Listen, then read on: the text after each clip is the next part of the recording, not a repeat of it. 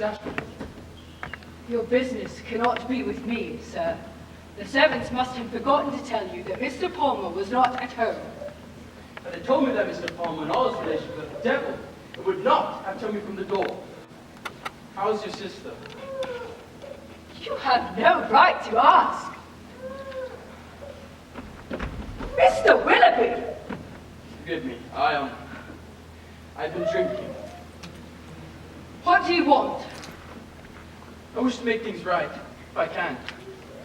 I want something like forgiveness for Marianne. Marianne, you should not be so familiar. She in as much danger as they say.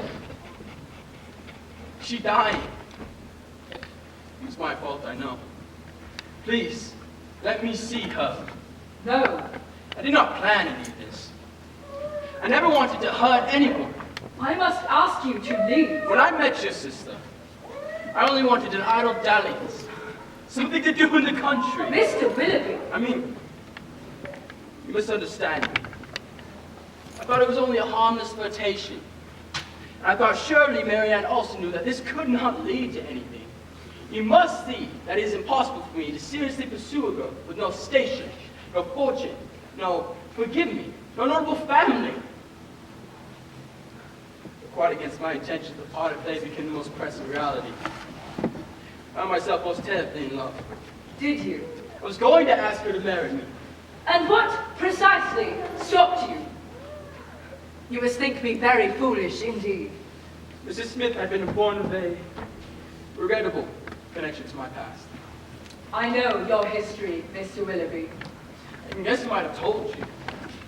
Ask yourself, is he truly impartial? Yes, I too never touched Jane. But do not suppose that because I was a libertine, she was a saint. Any weakness on her part is no excuse. I assure you, Miss Dashwood, I paid richly for my sins.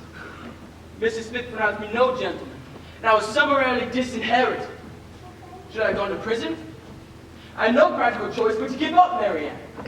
When you left Marianne that day, did you tell her that you would soon return?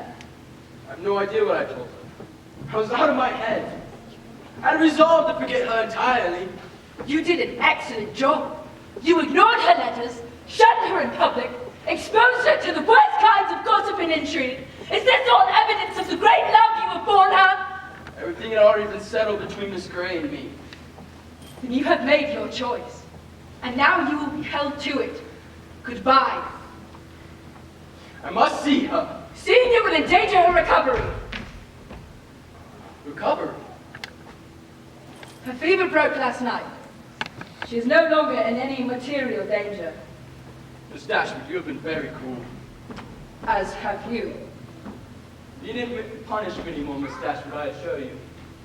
I'm unhappy enough. My marriage alone was just reward for my folly. You should not speak of your wife in that way. I shouldn't, should I? Yet, if ever on thine eyelid stood a tear, that pitied engender drop one here. This man was happy once, but conscience has a part, or rides the doomsday letter upon his heart.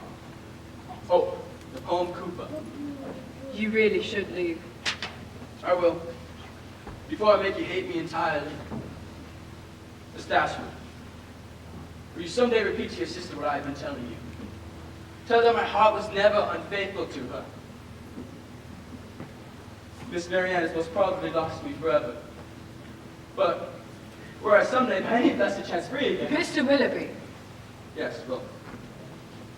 Goodbye, Miss Dashwood. God bless you.